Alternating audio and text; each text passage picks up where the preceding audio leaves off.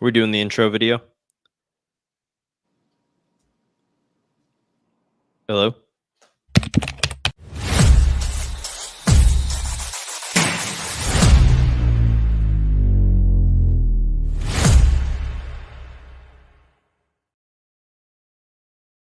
What's going on, everybody? Welcome back to the Boiler Express podcast. I am one of the hosts here, the Ultimate Boiler, Damon. We've got Chris, Frank, and a special guest in the house tonight, Nick, one of our good buddies, who has some thoughts he'd like to share tonight with us. We talked about last week, coming off of a rough loss to Notre Dame. We talked about, this Oregon State game, in the words of Markel Jones, being a winnable game. And talked about, if Purdue lost by maybe a touchdown, okay, we kind of know where we're at. Tough loss, and we'll move on from there. But we ended up losing by 21, or not 21, sorry, 17, 38-21 loss there. And so just initially, guys, as soon as that game was over with, what were your thoughts? What were the thoughts going through your minds? I wasn't feeling great, to be honest. I was not in a good mood. Hey, Greg, how you doing? What's up, Greg? Yeah, I was actually interacting with this gentleman here, Greg, on Twitter a little bit toward the end of the game.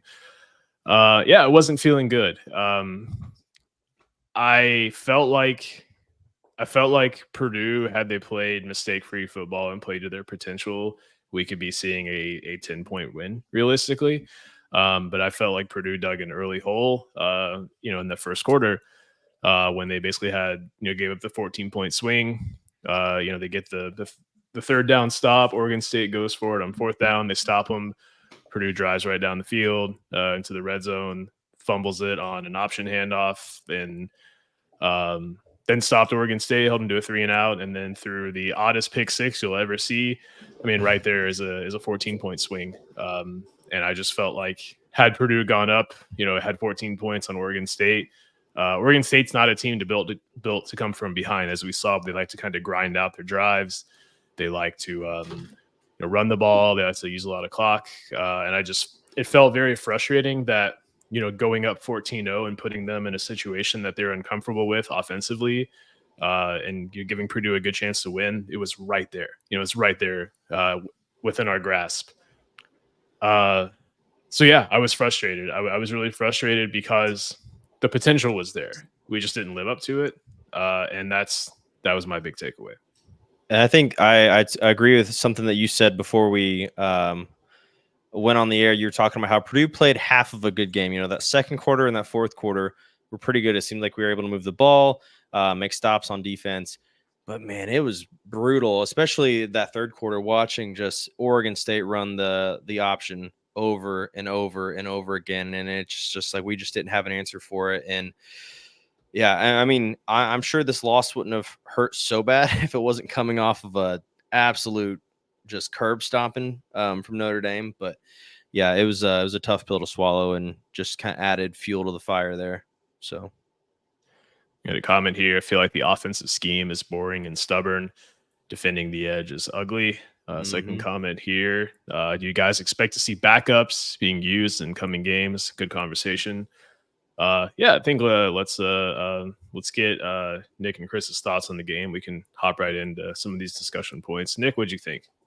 So I mean, you guys hit the nail on the head. Like it's as the average typical Purdue pessimist fan that we are just born to be. Like, it was one of those things that it was just a nasty taste in the mouth after the game. Just like Damon said, we just get annihilated in every aspect of the game, beat on every portion of the game by Notre Dame.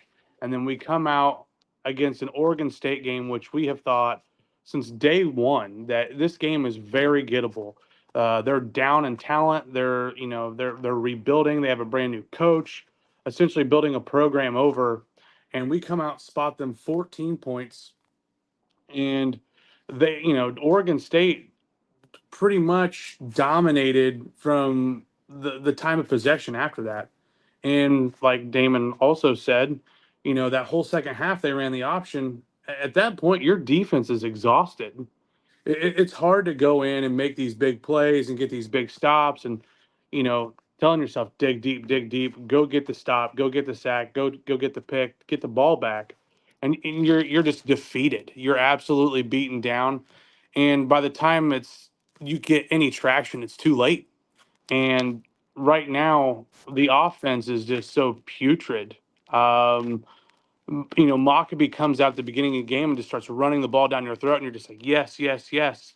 And then we throw a horrible, horrible, interception that all of us would literally, I think all of us freaked out and thought, hey, I think Hudson Card just threw the ball directly to the guy, and then they changed the view and it bounces off the guy's shoe and goes into his hands. It's just like right now, I feel like as Boilermaker fans, we just can't catch a break. Yeah.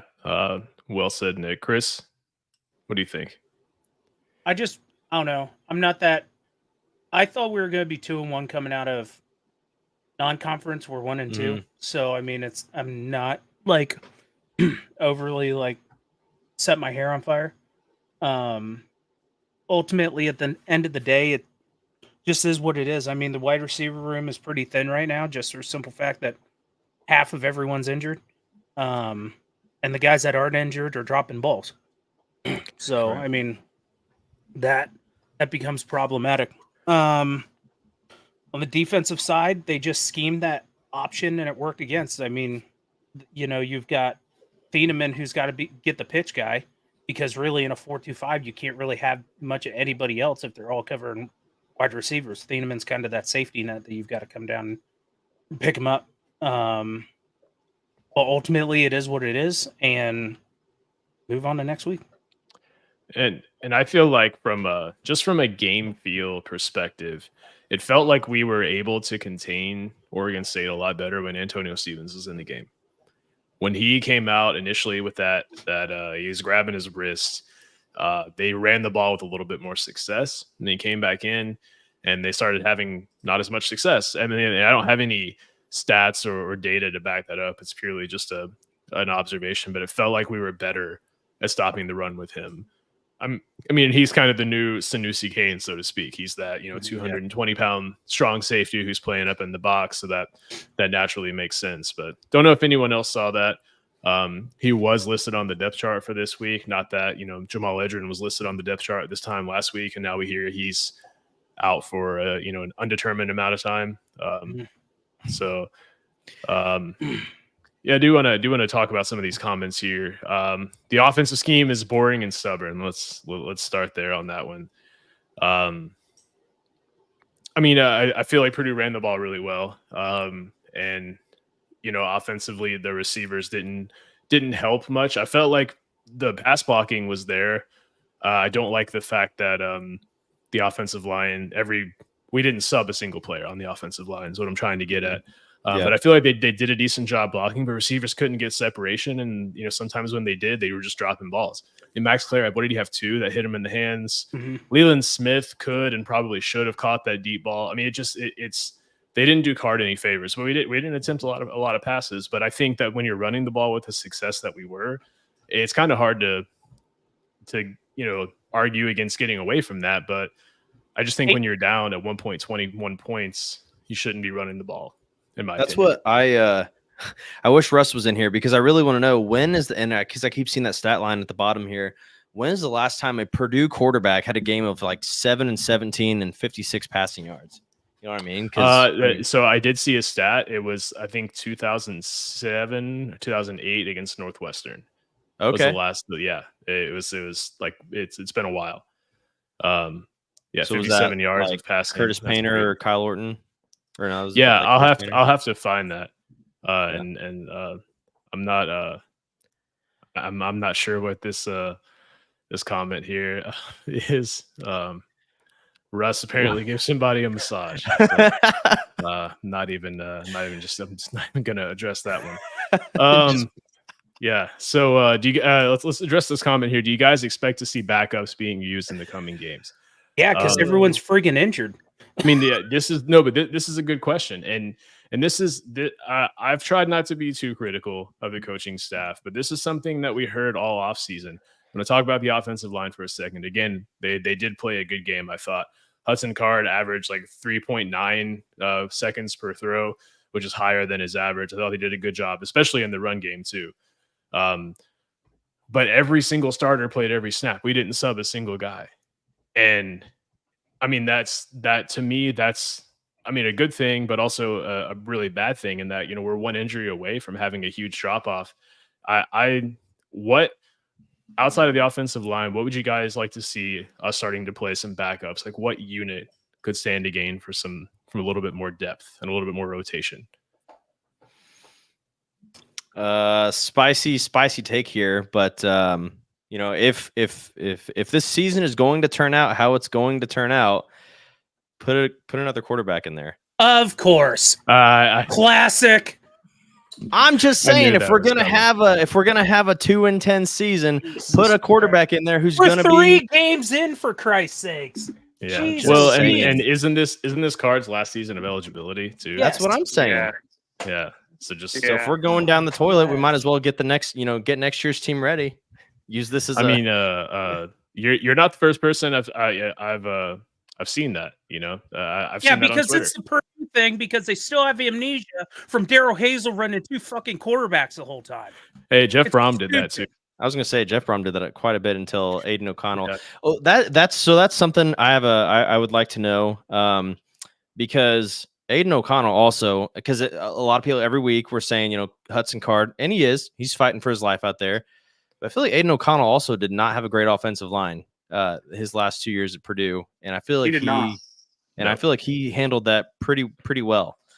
So yeah, I mean, for one thing, he had David Bell for a good part of his career, and you could just toss the ball David Bell's direction, and he was going to catch it for the most part. That guy named Rondale Moore out there. Rondale Moore, Charlie Jones, and I mean, I said, and that's the thing. That's the great thing about doing this podcast, guys, is we can say things that we can go back and reference it. But I said it like a few weeks ago. The receiver room is going to be the biggest problem for this team, and especially now with Edrin hurt, who's supposed to be the guy, which we really haven't seen him outside of the first game be the guy. But yeah, I am surprised we haven't seen more of that Jaden Dixon-Veal. I thought he showed some strides even last year, and then really haven't seen much of him at all this year. So I've been kind of surprised by that. Man, the comments are popping off, guys. Go ahead, Nick. What do you guys think of how Walters is handling the injuries that we've had this year? Like up until this week, like I just found out, I don't know, 2 hours ago that Nyland Green's going to play for the first time, right? Yeah, he said that in his press conference on Monday. And it was interesting because he turned to his, it would have been his left, and like asked for permission to somebody, I don't know who, to say it. And he turned and was like, I can say what I want, right? I can say whatever. And he was like, yeah, okay, Nyland Green's going to play. I mean, it was a strange thing, because normally you just kind of see Walter say whatever he wants, almost like without a filter. So I wonder if someone's like, hey man, you gotta start. I'm just curious what's going on there. But Nyland Green will play, for anyone who doesn't know. Big time transfer, probably our biggest transfer. Especially because we weren't on his final 5. Yeah, that was weird. Yeah, it's probably a money situation there. But I cannot remember a player in like recent memory that people are so excited about that hasn't never played a snap. Like every week it's like, is Nyland Green playing? Is Nyland Green playing? And we've yet to see him play a snap. So hopefully he is as good as what we believe he is with no sample size. We will see. But another question is a reason why we have not seen any backups. I mean, I think we're touching on it here. I mean, we've seen a lot of backups in the secondary offensive line. I just don't think we have any depth. I don't think we have a whole lot of depth at the linebacker position. I think that's why we're seeing Kydron Jenkins there. On the subject of Kydron Jenkins, I thought he played really well. I thought he was stellar against Oregon State. He did everything really, really well, and he made up for the void he kind of had in Notre Dame, in my opinion. Yeah, I would still love to see him on the edge, but he definitely had a good game there.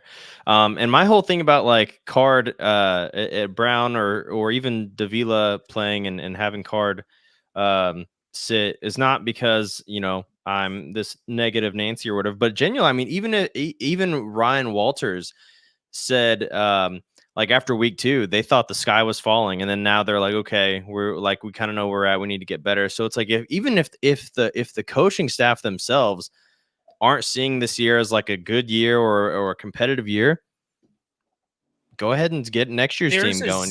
0% chance that coaching staff thinks that this is not going to be a competitive year. Because if I mean, if you're thinking that, you have shit on your entire. I mean, look at how they team. played. Yeah, but I guarantee you, of all the talking heads in the Purdue fan base, nobody wants to win more than the 100 guys sitting in the locker room.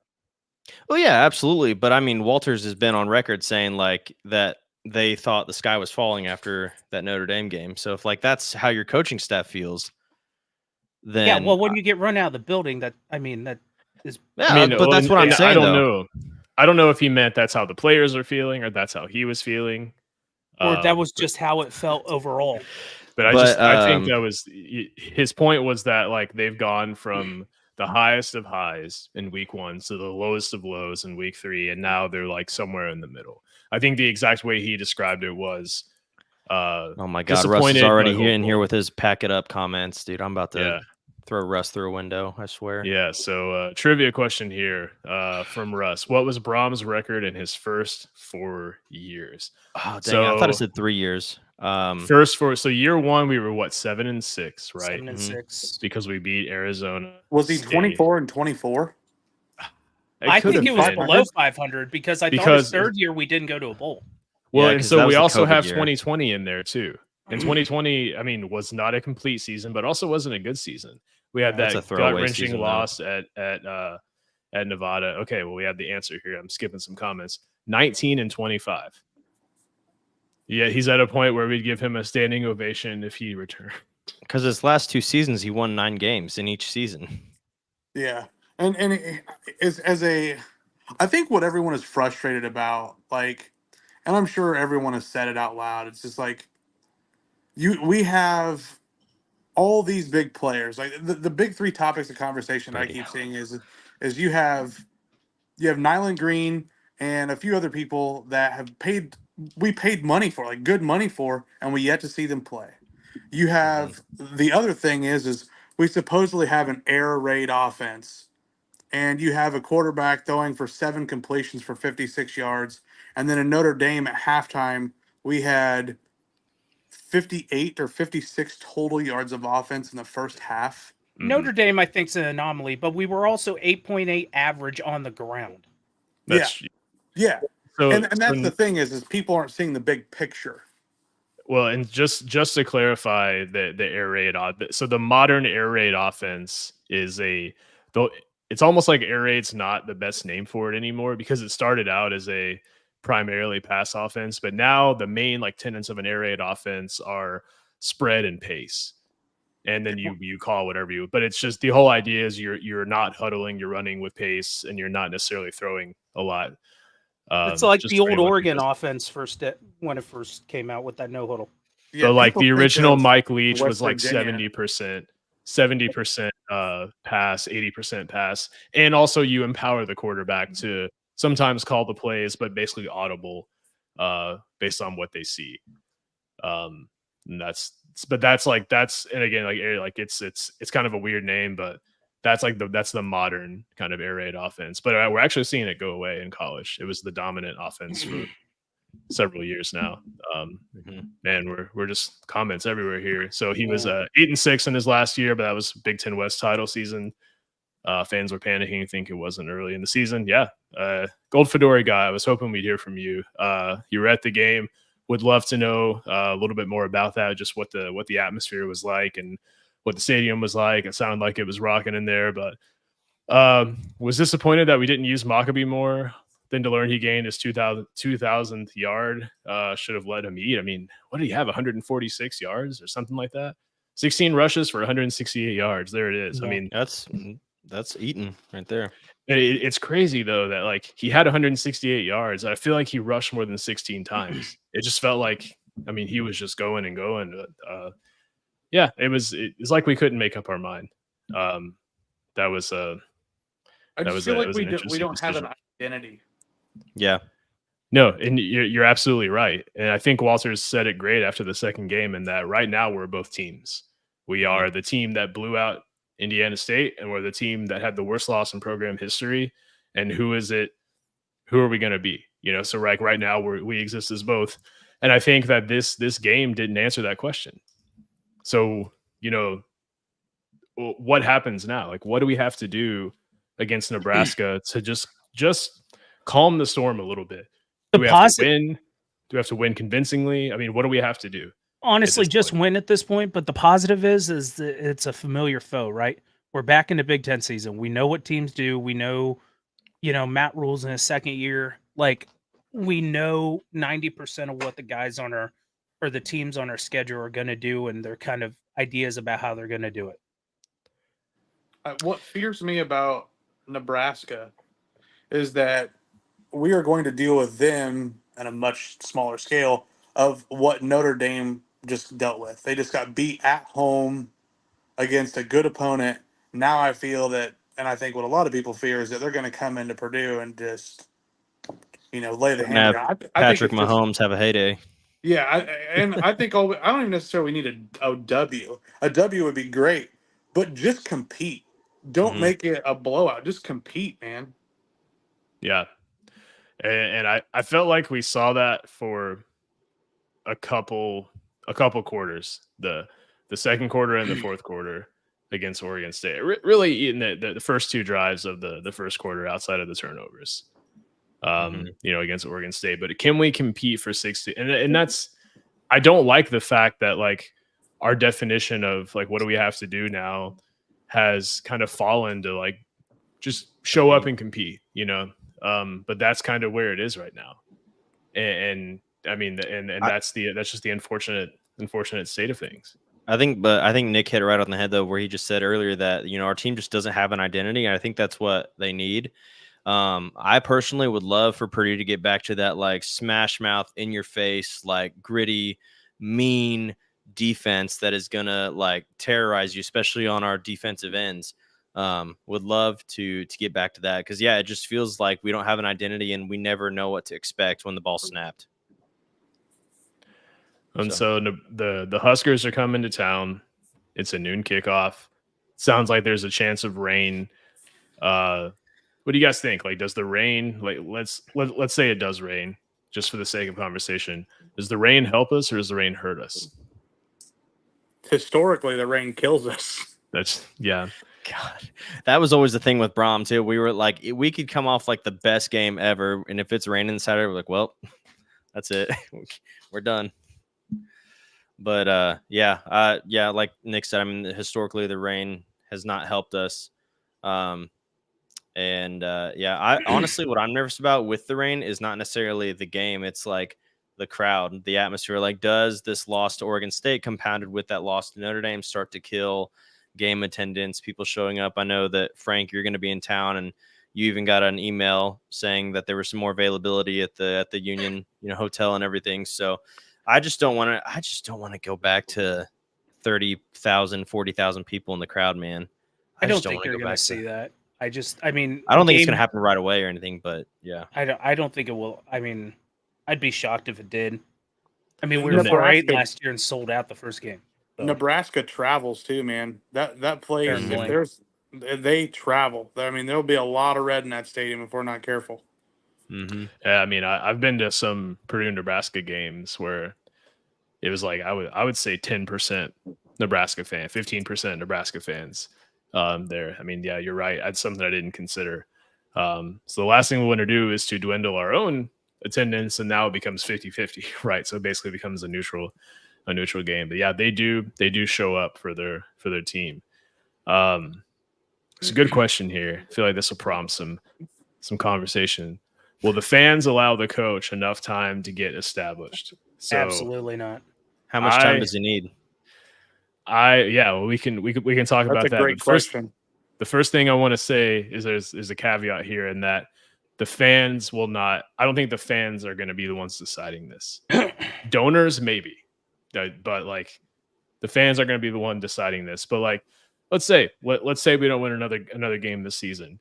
Is it just to say, okay, maybe this isn't the right coach at that point. Is it justified in making, if Bobinski makes that decision? And this is purely hypothetical. We're not saying advocating for this in any way, but if we get blown out every game, I would say yes. I think let's say I think it's a tricky situation because it's like firing a coach after his first year, right? Like now you make the next guy super gun shy that he's on a short leash. mm-hmm. And That's a really good point. Here's the sad part with that, like, and I may take flack for this because I'm sure you guys have a lot more background on this than I do, but I think that I don't think you can fire him, but I also think that we are really teetering on a point in NCAA football history that if we don't change where we're headed soon, we may be headed to a point of not necessarily no return, but not in a good space by any means. Yeah. With NIL collectives coming in and taking over football and $20 million rosters to win, and we have 5 million. And we're not going to beat rival IU when they have a $13 million collective or almost $14 million collective. We are on a route right now to become Vanderbilt. And we need to do something different. So it's just like Bobinski's got to feel like his hands are tied soon. Yeah, and you raise a point in that, how long can you afford to, I don't want to say Walters is a gamble, but how long can you afford to gamble, basically? Because all it takes is a couple bad seasons, and all of a sudden you're behind. You're behind in recruiting. You're behind in everything. And I don't know where our NIL situation is, but Walters has said, he said it this year, and he said it during a couple of his radio shows last year. And one of the biggest surprises for him when he became a head coach was that the majority of the job is fundraising, and like that's the world we're in now. And that's why we see these basketball recruits, Jalen Harrelson, who's the other guy that just committed to IU, Trent Sisley. Yeah. Commit to IU. And what a pitiful time to be a college sports fan. I mean, it's definitely a different time, but the word on the street with those two guys, not to talk about basketball too much, is that it was purely financially related. And it sounds like with Jalen Harrelson, he wanted to come to Purdue. He came in and said, hey, this is how much money I want. And Painter said, well, you got to come in and earn it. And he said, I'm going to go somewhere that's going to give it to me. And like, how much longer can we do that? I don't know. I really don't know. We can't. It's one of those things. It's exactly like Chris said. It's a sad state to be a fan of, but let's just call it what it is. West Lafayette isn't a super desirable place to go to college.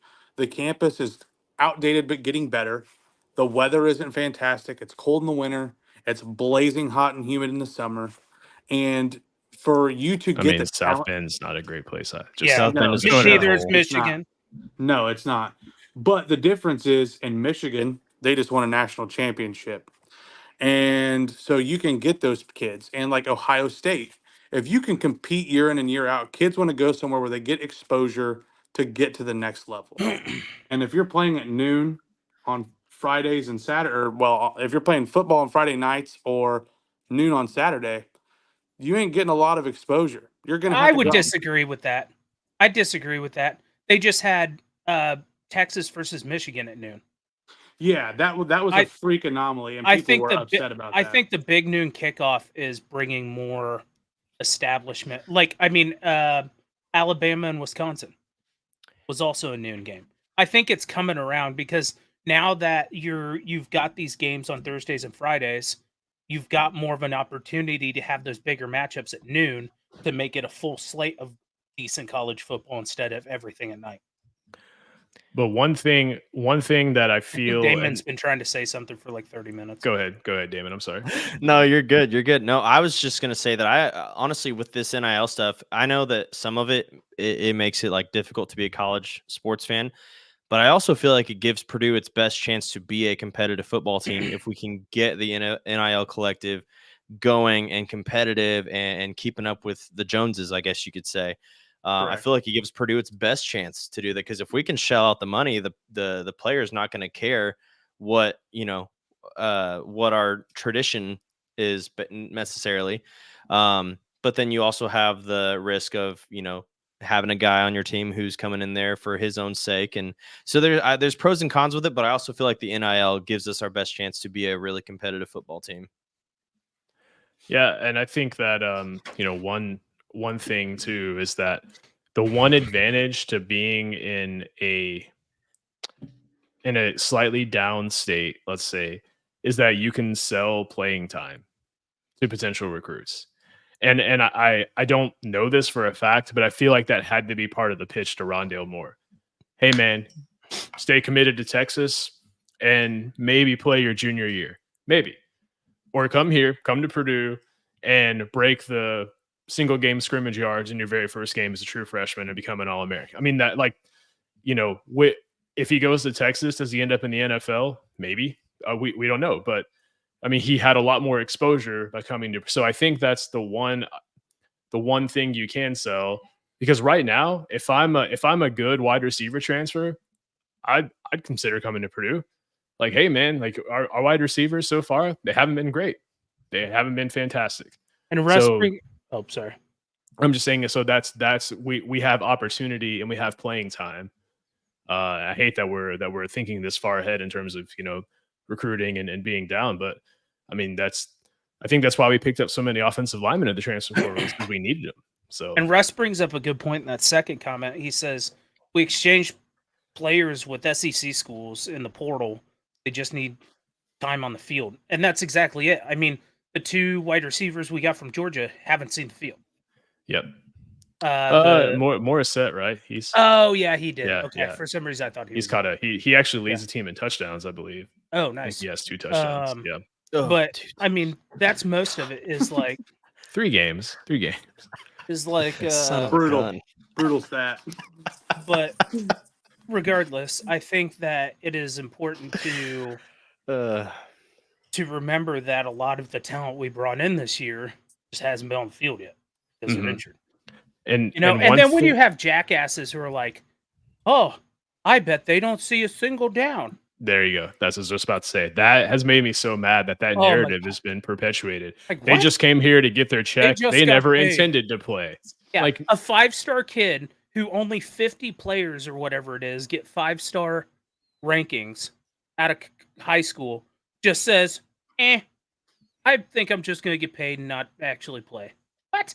That shows how little competitive edge or spirit or intestinal fortitude that whoever that individual is. Every college player believes they're going to make it to the NFL. Yes.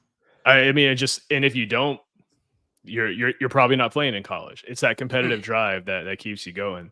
So they want exposure, they want to play, they want to be on the field. And dude, that's I saw just that a and was freezing cold so take. mad. Yeah, and not to kind of derail the conversation a little bit, which I don't know that it does necessarily, it just kind of branches it off. I just want to be able to believe Walters more when he's talking about the team, because I feel like we hear one thing leading up to the start of the season. Oh yeah, like Frank said earlier, we have all this depth now, and then our offensive line is barely rotating guys in and out. We heard all these good things about all these players, and then it's like the season starts and it's like, where? So I just want to be able to believe Walters and know that he has like a pulse on his team and where they're truly at. So that's yeah. And I try not to be too critical, but one of the things that Kevin Kane said in the weekly press conference concerned me, in that he said he's starting to look at film and starting to assess whether or not he's asking guys to do things that they can't necessarily do or aren't their strength. And like that's not week 5 stuff. That's in terrifying. my opinion. Yeah. That's summer stuff. I mean, that and so I appreciate the fact that he said that. I mean, from an honesty standpoint, but I also don't appreciate the fact that he said that from a reality standpoint. But I think at the end of the day, like when you're smacking dudes that wear the same uniform you are through summer camp, it's easy to do. It's easy to look better than when you're playing somebody else. So maybe it takes 2 games to be like, okay, maybe this isn't such a good idea. Yeah, and you're totally right on that, Chris. And that you only play against yourself in practice, and we mentioned this before we went live, but how many times have we seen the basketball team take 10 or so games to figure out the rotation, to figure out roles, to figure out who's going to play where and who's going to play how many minutes. And, those things have to kind of settle into place. And you only play 12 games in football. Right. So maybe that's what he was getting at. But, 2018, we haven't talked about it explicitly tonight. We started 0-3, ended up beating Ohio State. I feel made like a I'm bowl going to need a game. drink for this. Yeah. So, that was a bleak start to that season. People were calling for Jeff Brom's job at that point in time. We lost to Eastern Michigan or Western. I think it was Eastern Michigan on the DJ Knox trip and fall in the end zone. They said he was celebrating excessively, but in my opinion, he slipped because it was pouring rain. Regardless, I mean, we were able to turn things around. We rattled off of several wins in a row, made a bowl game, got blown out by Auburn. That's neither here nor there. But, is the possibility there for that to happen again? So, looking at our next few games, we've already obviously talked about Nebraska a bit, but who do we have after that? Is it Oregon next? No, no, it's somebody and then Oregon. Hold on. Silly for not knowing this. Wisconsin, Nebraska, then we go to Wisconsin, who's looked vulnerable. Yeah. Then Illinois, especially with their quarterback being done for the year. Yeah, then Illinois. So next 3 games: Nebraska at home, on the road at Wisconsin, on the road at Illinois. So I will say that, I mean, just looking at Purdue's 2018 schedule, we were a lot more competitive in these games than we have been in these first 3 games. So first game we lost by 4 to a ranked Northwestern.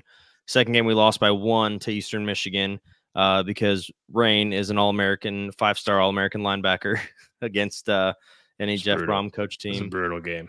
And then Missouri, and then we played Missouri, where that touchdown at the end of the game got called back and David Blau had like an incredible game. Yeah. So Russ and I were at that game. It was like both quarterbacks threw for like 500 yards. So I have a hard time being able to looking at both and comparing those because there was just the competitiveness was there in 2018. It was just crappy. Was it there in Eastern Michigan? I watched that game and I did not see a lot. I mean, it's a back school. I will give solace. It was raining, Chris. I will give solace to the fact that Notre Dame, before losing to NIU, was a top 5 team, and Oregon State, while not good, is still was a Power 5 school, whatever the Pac-2 is considered now. If we're comparing schedules, have you guys seen the comparison to the 2014 schedule? No. Yeah, and Nick, when you said you had some stats and some comparisons, I thought you were gonna maybe go in there. Yeah. Well, I'm sure you guys have seen the meme or whatever you want to call it going around that had the stats of comparing Daryl Hazel to Ryan Walters.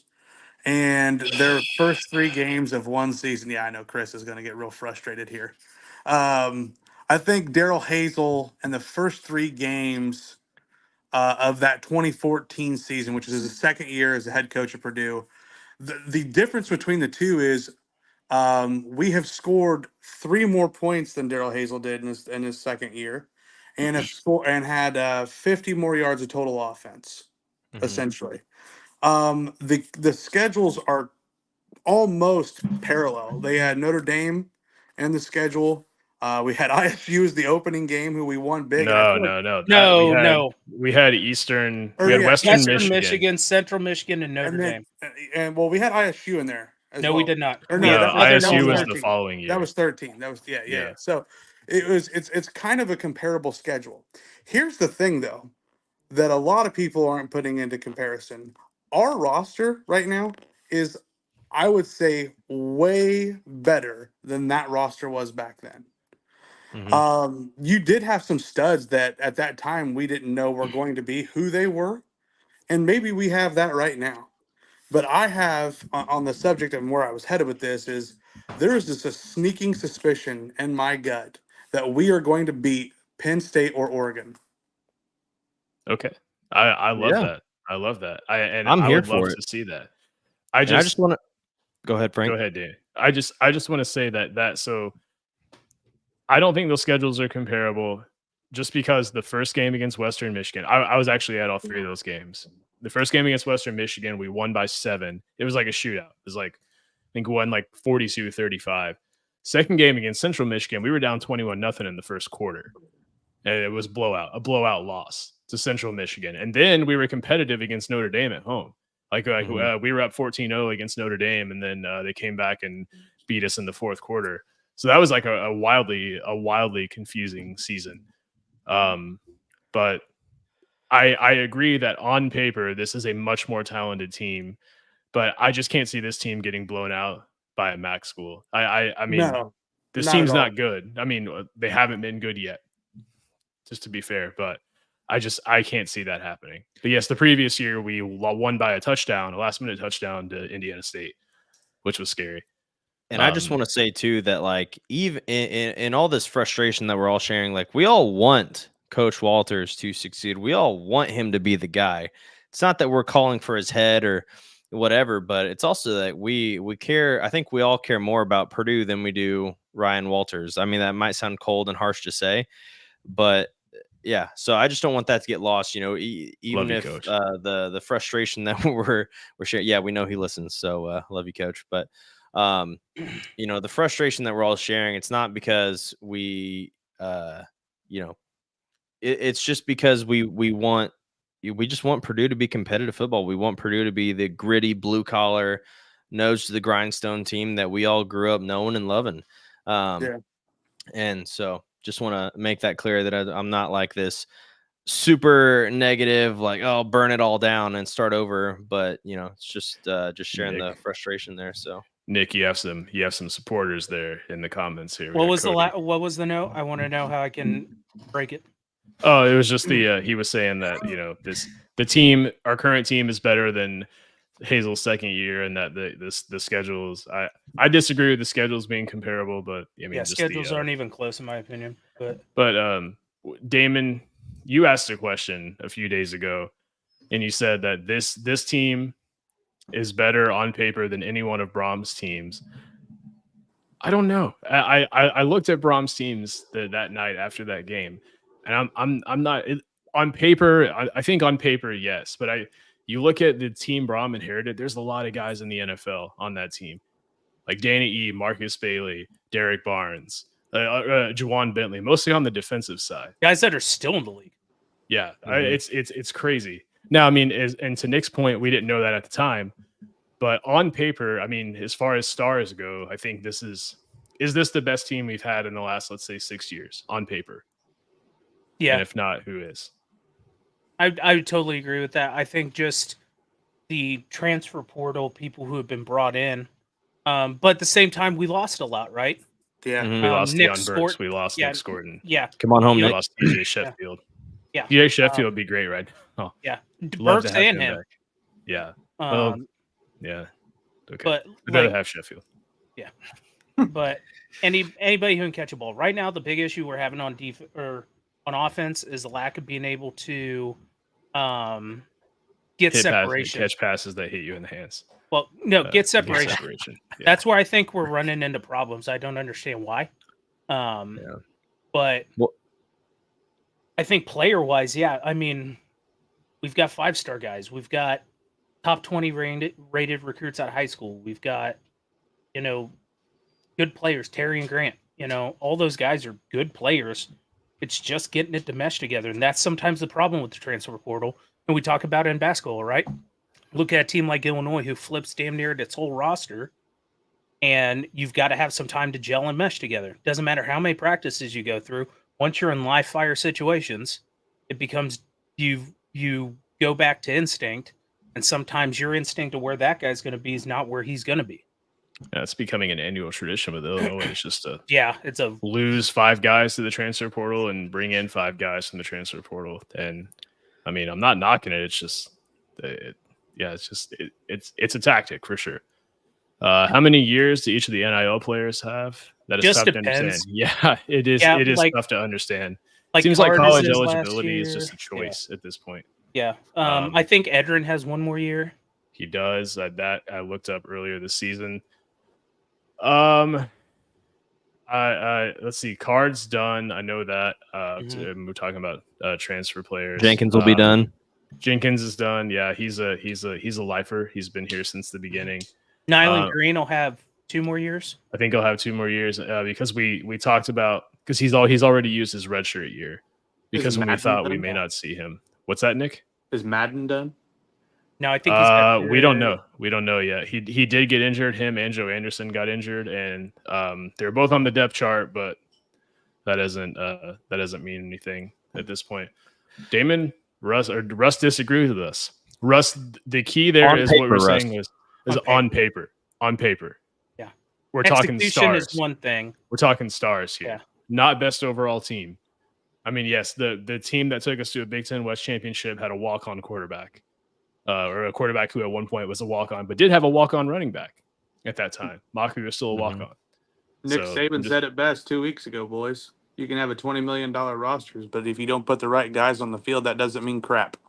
Yeah, absolutely. And I think we saw that with Braum, who came in and played guys that had been under Hazel for quite a bit of time that never played. Leaving Coach Walters out of the mix here, I get not even okay. I won't even talk about coaching changes or anything like that. What do you guys think needs to, if you had to pinpoint like one thing that needs to change from now for the rest of the season to make this team competitive and an enjoyable team to watch? What is the one thing that you guys feel like has to change? I think for me, and this is going to be kind of a cop-out answer, so bear with me. But it's back to basics.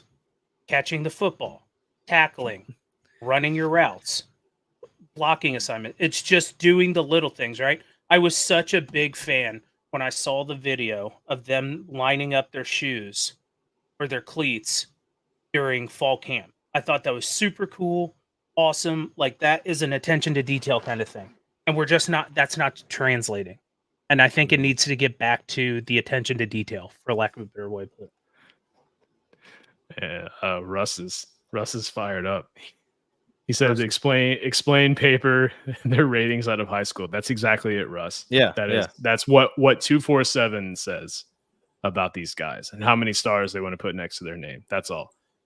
That's what I'm getting at. Yeah, it's just like the fact that Walters has been able to, literally match the amount of 4 stars that Braum brought in 6 years and do it in a little over a year. And the man can recruit.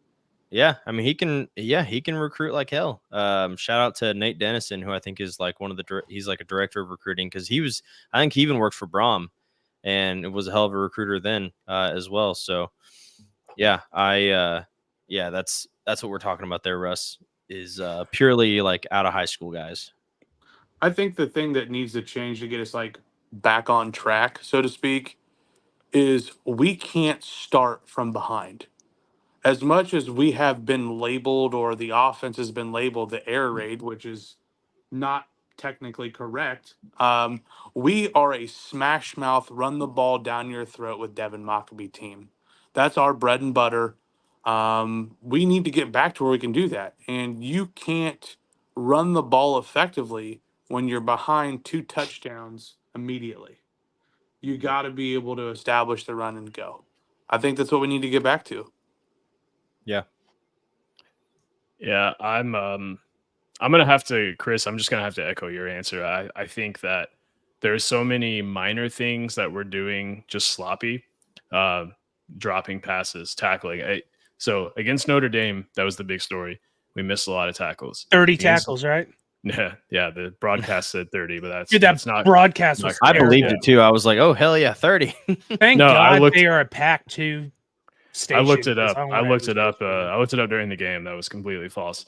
So according to PFF, who has 600 employees and go through and they watch every single play, and then they send it to, so every play is watched by at least 3 people. We missed 15 tackles against Notre Dame. Does anyone want to guess how many we missed at Oregon State? That was 11, right? 11. Yeah, 4 fewer missed tackles here. Yeah, 4 fewer missed tackles. Cheating. But yet that's not being talked about. And so it's minor things like that.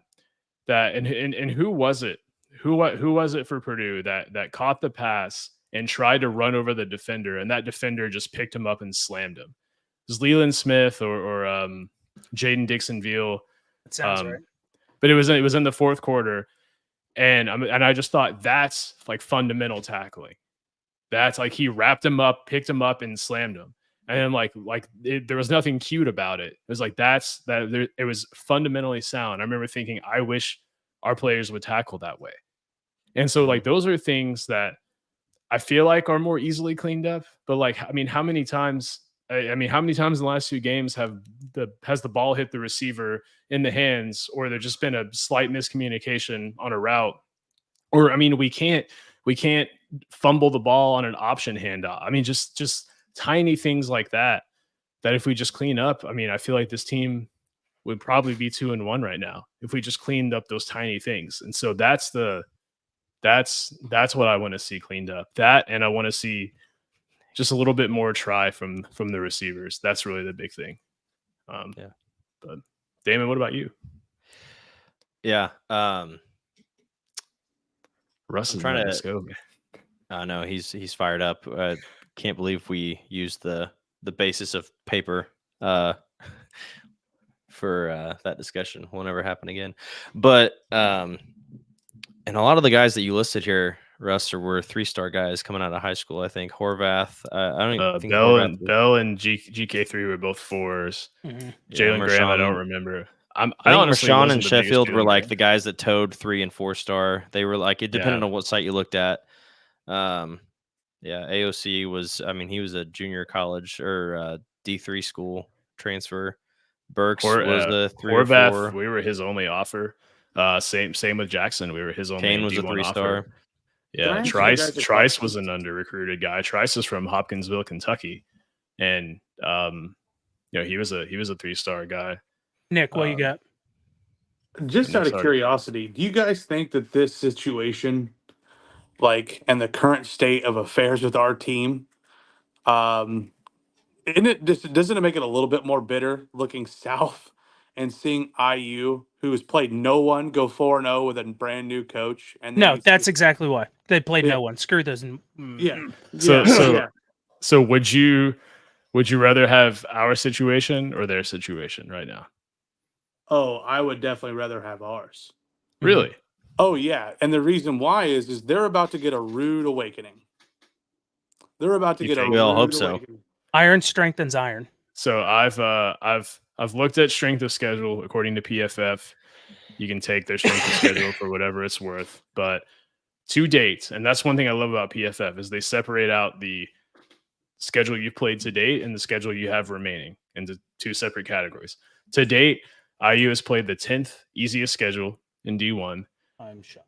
They have the 16th hardest schedule remaining. Oh yeah, and they play Maryland. They're gonna get cooked. Purdue has the 8th hardest schedule remaining right now. So and we've played, I don't know, something like the 50th hardest. But like regardless, though, like I mean, they're two wins away from a bowl game.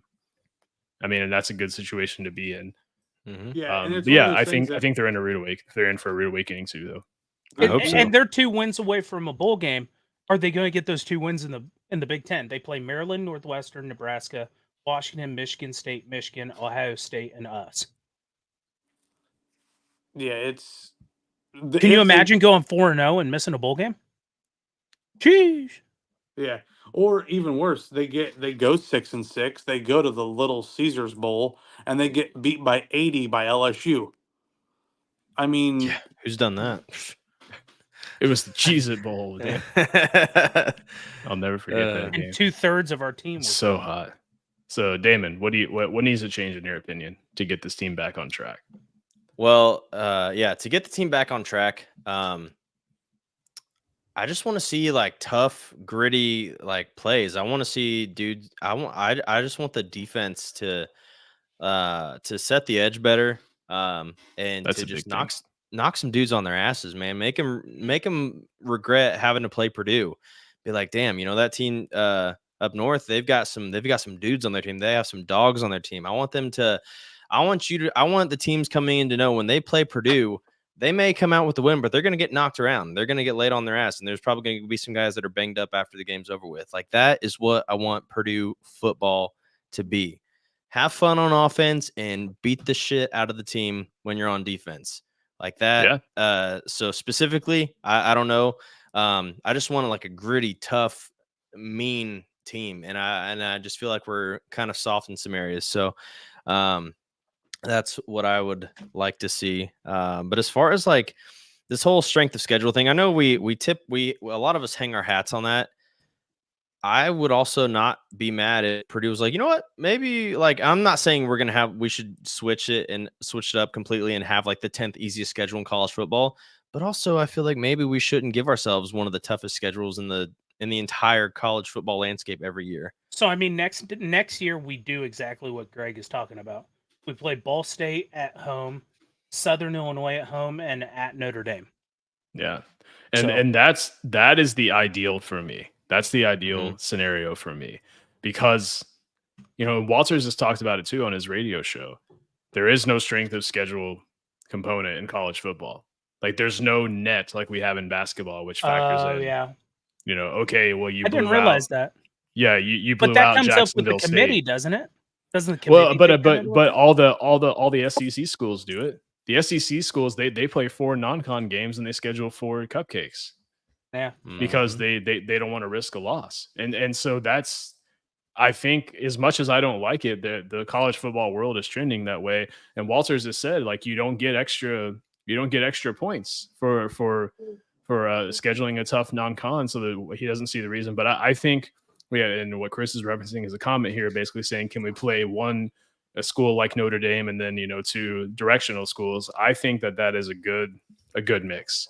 But I know, historically we do like to hang our hat on, having a tough schedule, beating good teams in your non-con. But as this follow-up comment here makes my point, is that your strength of schedule comes from the conference play at this point.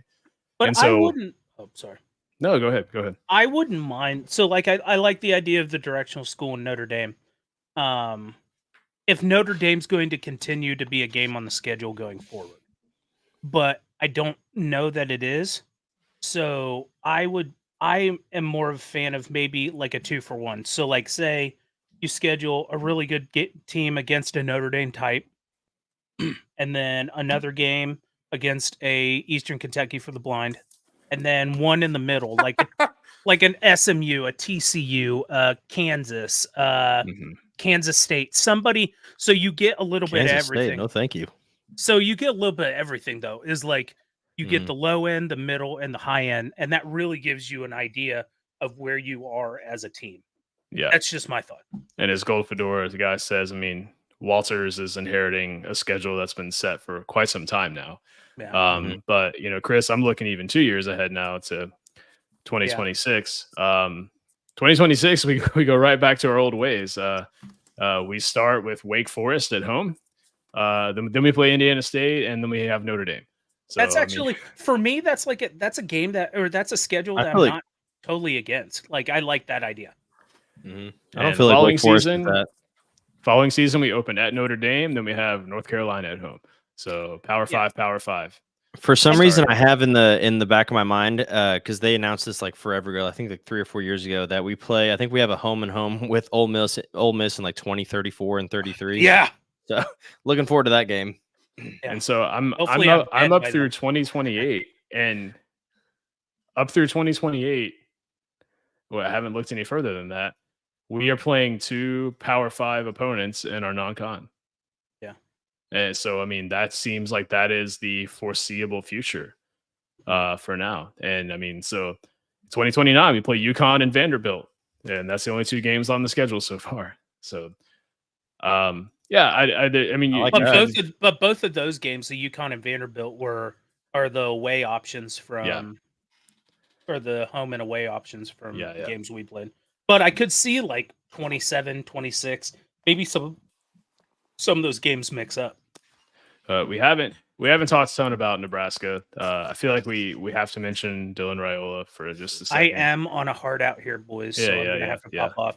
Good seeing you, fellas. Have a good one. Conversation, Chris. Your heart out. Let's talk about Dylan Raiola for a quick second. He is I don't know. He's just been a story. One of the top freshman quarterbacks recruits, comes into Nebraska. He's playing pretty well. He's very poised. He's very confident. He doesn't seem to let things get to him, although he's not as good under pressure as what he believes or thinks, and the numbers reflect that. If you were Purdue, what would your game plan look like against Nebraska? Well, he can run too, so I think you gotta have some kind of a contain set up. You've got to have somebody there in, playing a QB contain. And honestly, I don't know all the terms all that well. Been watching football my entire life, not very well versed in all of that as far as like play calls and stuff like that goes. But I think you got to have somebody there to contain the quarterback. And I think that's the biggest thing, because if he just takes off on his feet the whole game, you're going to gas the defense very quickly, very early, and it could be a long game if Purdue's offense can't answer back. I don't think this is going to be. I'm going to take so much hate for this, but we can't run a single high safety against Nebraska. We cannot do it. That single high safety thing has been a hot topic all year. I'm sure that you guys have heard about it, but that specific setup will be a nightmare for us. You have a quarterback that's very mobile, literally in every aspect, wants to be Patrick Mahomes. Yes, and in a lot of aspects, and even has a little brother that looks like Jackson Mahomes, which is crazy. But anyways, they have the four tools to be a successful program, in the sense of have a mobile quarterback, they have weapons at tight end and wide receiver, and they can run the ball. So yes, it will be nice having the safety net of having him deep, but you're allowing us to get beat on quick slant routes and the quarterback getting mobile for 15 to 20 yards a pop on every play.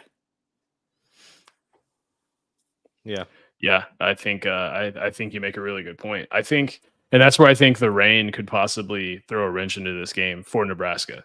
And I think the rain favors Purdue if it does rain, because that single high safety becomes a little bit more effective when passing the ball becomes a little bit more risky. But one thing that we don't know about this team still is how we defend pass heavy teams. And Nebraska is the most pass heavy team we've played this season. Notre Dame didn't pass a ton. Oregon State obviously didn't pass a ton, and Indiana State just wanted to go home. So they passed the ball literally 10 times. So I felt like in the early series against Oregon State, when they looked to pass, that they couldn't do anything. I felt like the coverage was really good. So I think this is going to be an interesting test for our secondary. But I think that if the secondary shows up and they're as good as what has been advertised, which we just right now it's a big question mark, we don't know, then there's potential for this to be an interesting game. Right now, Nebraska is favored by 9. I think it opened at 10.5 and it's down to 9. But all that being said, what do you guys think for let's do margin? Does Purdue win? Does Nebraska win? And if so, by how much? Well, I think it depends on what their game plan is, because if they're going off of film, they may not pass the ball all that much. They may just run it because they know that that's a huge glaring weakness for Purdue. So they may just have a heyday with running the ball down our throats. So I don't know, because the spreads have not been kind to us this year. We were a 4.5 point spread with Oregon State, lost by 17, 7 points with Notre Dame, got blown out by 59.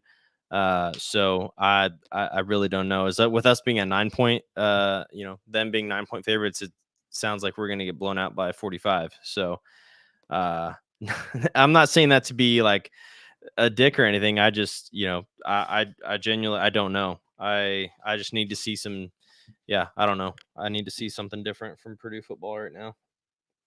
Yeah, I agree, Damon. It's one of those things that, as much as we want to do the Homer thing, and I'll quote our friend Dylan here, Boilers by a billion, it's just it's very tough to do that, especially knowing that, like we said earlier, Nebraska is coming here off of a loss. Mm-hmm. And yes, we are a better run. I think our running back is better than their running back. But I think their defense, their front four, is better than ours. I think that I don't think that we win. I hope that we compete. I would love to see us win. I don't think we do, and I'm not sure if Purdue covers. Yeah. I think that I think it's a 2-touchdown win for Nebraska. Yeah. Yeah, so on paper, Nebraska's biggest hole is their offensive line. Maybe there's a pun there. I'm not sure, but their biggest area of poor performance has been their offensive line. So I think it all depends on can we force Dylan Raiola to be uncomfortable, and we've talked about his ability to maintain that composure and not necessarily let pressure affect him. He has a lot of confidence. He's really shifty. He can scramble. He can run. But I'll be curious. I think this game will be won or lost up front. Can we rotate bodies on defense? Can we keep people fresh? And can we continue to apply pressure without having to send extra guys? And I think if we can, we have a good shot. And so I'm sitting here thinking, and my prediction, to spoil it, is going to be Purdue with a late field goal. Has Purdue kicked a field goal this season? I don't think we have. I don't think so. Unless, not for, just the Not extra for points, three. but Not for no. 3, no. Yeah, just PATs. So, because 49-0 first game, 7 touchdowns, 66-7, 1 touchdown, and then we didn't kick a field goal. So, yeah, Purdue has not kicked a field goal. So, Purdue wins first field goal of the season. And Greg said in the comments that he hates the thought of this being a get-right game for Nebraska coming off of a loss. I mean, history, right? History. What's the history with this rivalry? Scott Frost said Purdue is a winnable game, and he kind of saw Purdue as a get-right game. Wasn't that when we started 0-3? Mm-hmm. I think it was when we started 0-3. Was it? Maybe we had started. Markel Jones was the running back that year. Yeah, 2018. Yeah, that would have been 2018. Yeah, we started 0-3. That was the senior I don't know, year. boys. I have CTE. Yeah. So, regardless, I'm sorry to hear that, Nick. But he's like, I don't know what to say. I didn't know what to say. I'm sorry. I wasn't expecting you to say that. But yeah, I think 2018 we started 0-3. They said, yeah, both teams are 0-3. Scott Frost said this is a winnable game. Thank you, Greg. Thank you so much, Greg, for coming in clutch here. Scott Frost said this is a winnable game. He basically was telling the fans, hey, calm down. We're playing Purdue next week. So like we're good. And then we showed Nebraska what's up. So I mean, I think that Purdue has a definite opportunity to prove the fans wrong right now, because there's a lot of pessimism. And I think that if the conditions are right, maybe weather and mentally and physically for the team, Purdue can pull this game out. But it's going to take a perfect game. It's going to take a turnover for Purdue. Is going to have to force a turnover. They're going to have to play disciplined, and they're going to have to not shoot themselves in the foot. And I think if all those things go right, Purdue can eke this one out. I love it. That's what the path to victory looks like in my mind. Love it. Yeah, I mean, I want that. I absolutely want that. Yeah. Just going off the past 2 games here, it doesn't feel as hopeful. And I hope that we still have a good showing out. I'm sorry, I just had a stroke there. Hope that we still have a good showing out of fans and everything at the game. That's something that I'm worried about. Especially if the losses continue to trend in like this multiple touchdown loss fashion that we've had the last week and the week before, is like fan attendance and just fans in general being behind the team. So I'm just hoping for the best, but not expecting a whole lot, unfortunately. And I hate saying that, but and then Greg here says the frame of reference Husker fans have of Purdue when they enter the conference is Hazel teams, so they always assume that it'll be a W now, even though the record is even. I did not know the record was even. That's cool. Yep, Purdue is 6-6 against Nebraska. First time they played, 1958. Wow. So 6-6. Yeah, so it's crazy that Nebraska hasn't been in the Big Ten not all that long.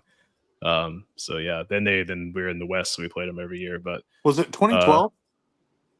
Gosh. That was like 13 or 14. Yeah, 13 or 14, I think, is when they joined. Yeah, because you had like the leaders and legends division before that, and then it became the East and I was West. in the stands for the first game. It was pretty crazy. I was shocked at how many Nebraska fans were there. Oh, yeah, I wonder if this is the game, because Frank and I were talking about this game where I think I took a buddy of mine to go to a game. That was the first Purdue game I'd gotten to go to in like 4 or 5 years. Went to the game, and I think we left in the fourth quarter. It was 56-0. And as I was walking to my car in Northwestern, I could hear the train horn because they scored a touchdown in the fourth quarter right before the game ended. Yeah, so I'm looking at the series history now, which I have the ability to look at this data in real time. But 2013. So we played him in 1956 or 58. Played him in 2013, week 7. We lost 44-7. So that 7 happened when you didn't even get to see it, Damon. So brutal game. Yeah. Brutal game. Yeah, Greg remembers Etling tossed a TD with a minute left. Yeah. Boy, man, that was Danny Etling. It's just wow. a painful story, man, for Purdue fans. Yeah, we Goes went off through a and started string at of LSU. Purdue quarterbacks going to the SEC after that. It was Etling Yeah, and Appleby. Yeah. Yeah. Gold Fedora guy says, I'm not saying they owe me a W, but I've waited 3 years for them to come to Oregon. I'm surrounded by Beavers, need a W. Hey, Gold Fedora guy, I have to tell you about my experience with the Oregon State fans at some point. It's an interesting one, but regardless, well, Damon, we're just over an hour. You wanna go and wrap things up and sign us off here? Yeah, I'd normally ask Russ if he has any last minute thoughts, but since he's not here tonight, I guarantee as soon as I finish this whole little spiel, we'll see a comment pop up from him. I just have a gut feeling now. But yeah, so this show is brought to you by our network, the College Huddle. They've got schools. I think it's like over 75 schools at this point are covered by a podcast with Summer Variety. A lot of the schools too, they cover a ton of sports, not just like the footballs and basketballs of the world, but they'll cover pretty much anything. So a really, really cool place to see a lot of different info on different schools and their sports teams. Check out the Big Ten Huddle as well if you're just really into the Big Ten in particular.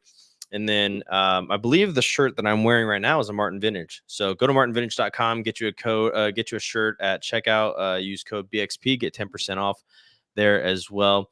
And then I will be right back for a split moment here. I'm gonna go grab my my Blitz board to show you guys because we talked about them for a while, but I haven't seen one in the background for a minute. So I'll be right back. And while Damon's grabbing his Blitz board, I'll talk about our awesome partner at cbbanalytics.com.